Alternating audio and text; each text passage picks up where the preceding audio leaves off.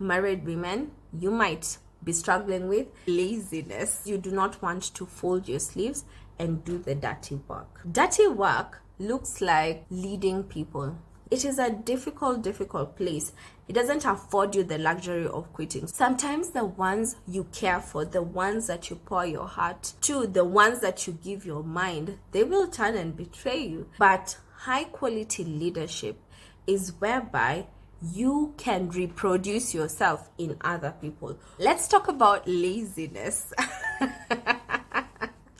Because a lot of us think that busyness, you're taking care of your children, always there, you're cooking them meals, you're taking them to meets, you are making sure you're there for all the game days, your husband when he comes home, if you're Africa, like you wake up in the middle of the night and cook him that ugali that he loves and it's hot, and we think that that is hard work.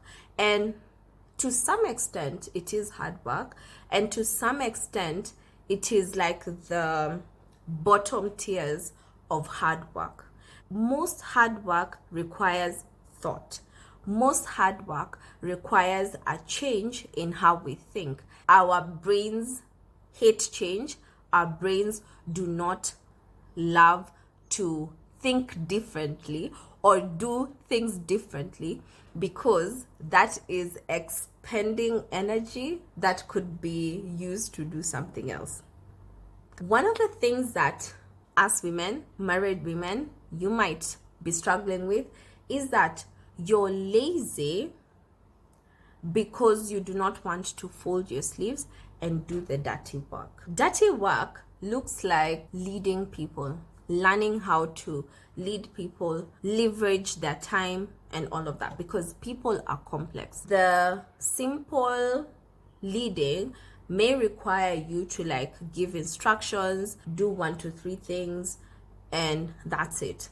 But high quality leadership is whereby you can reproduce yourself in other people, which is quite difficult because number one, you have to know who you can reproduce yourself to, because not everyone is built for reproduction. Some people never want to change, never want to grow, never want to be anything more than what they already are. So you have to have the ability to notice who is the person who I can reproduce myself in, because with reproduction you're leveraging your time so that you can be able to do more.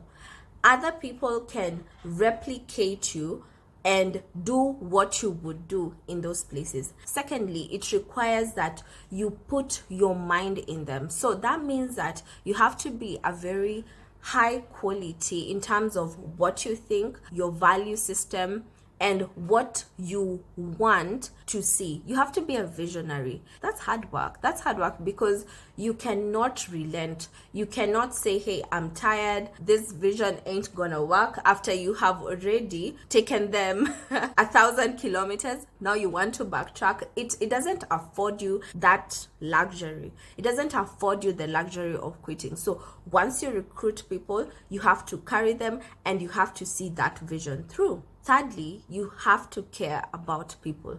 You really have to care about people. And with leadership, people are something else.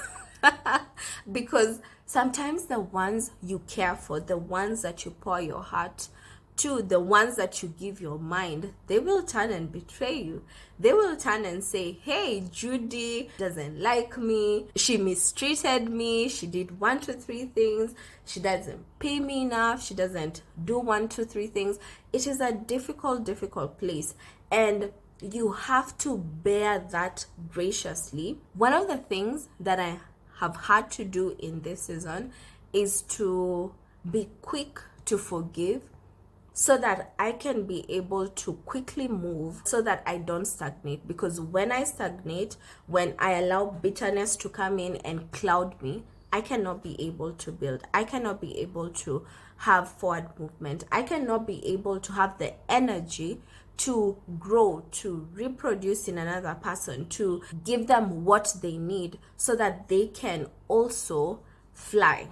Because at the end of the day, when you care about people, when people know that you genuinely care about them, they will follow you to the ends of the world. So you have to cultivate a genuine love for people and care for them, so that you know that when you are achieving your vision, they are also achieving their vision. Now, that's hard work.